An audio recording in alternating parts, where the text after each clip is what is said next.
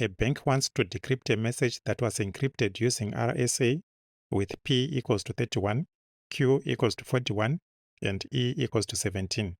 In this video, I'm going to find 10 values of D which the bank can use to decipher the message. So what we are having there, we have our P, our Q, and our E.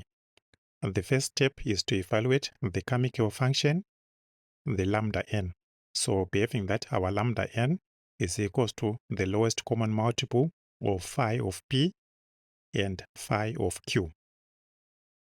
So we have to find that lowest common multiple. We substitute the values of the P and the Q that we have. We have our P is 31, Q is a 41. So for our chemical function, it will be the lowest common multiple of phi of 31 and phi of 41. If you still recall, if we have P being a prime number, then phi of P is equals to P minus 1. In this case, the 31 and 41 there, they are prime numbers. So we would have that phi of 31 is equals to 31 minus 1, which gives us a 30. 41 is a prime number there. So we would have phi of 41 is equals to 41 minus 1, which gives us a 40. Substitute these values here, and we would have the lowest common multiple of 30 and 40. We now go on to evaluate that lowest common multiple. We know that the lowest common multiple of two numbers m and n is equals to m times n divided by the greatest common divisor of m and n. So we'll be having there that our lowest common multiple is 30 times 40 divided by the greatest common divisor of 30 and 40. For the greatest common divisor of 30 and 40, we can use the Euclidean algorithm to evaluate that, and we'll see that that greatest common divisor is a 10.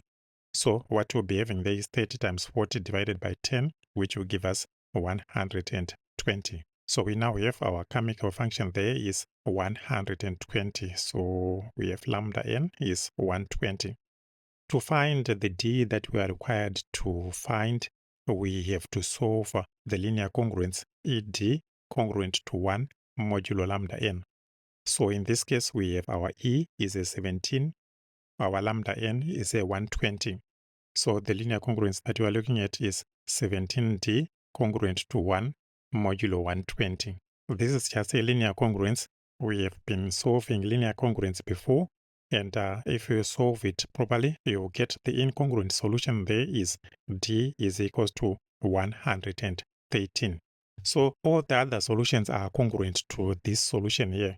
And to get those other 9 values, we have to add the modulus, the 120 there. The 9 values there that we are having are 233, 353, 473, 593, 713, 833, 953, 1073, 1193, and together with this value, it will make the values 10.